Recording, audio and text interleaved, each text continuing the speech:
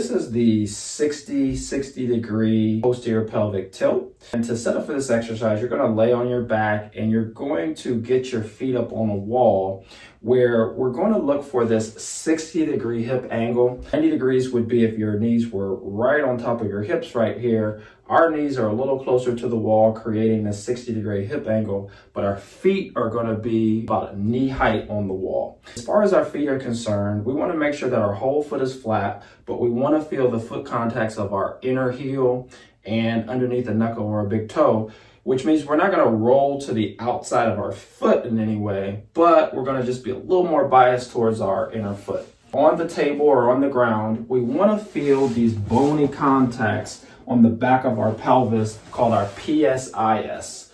Okay, these are those little bones that stick out kind of in the back there. And when you're laying on the ground, you're going to feel that on both sides about as evenly as you can. All right. Now, this exercise is really chill in nature. So what Deanna is going to do is she's going to push both of her feet into the wall, about a 3 out of 10 effort at the most.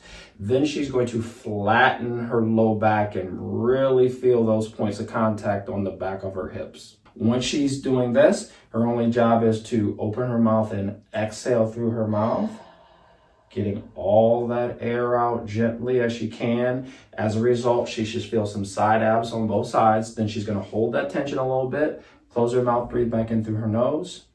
Gentle and silent. She's going to feel her upper rib cage fill up with air. Then she's going to open her mouth and exhale again.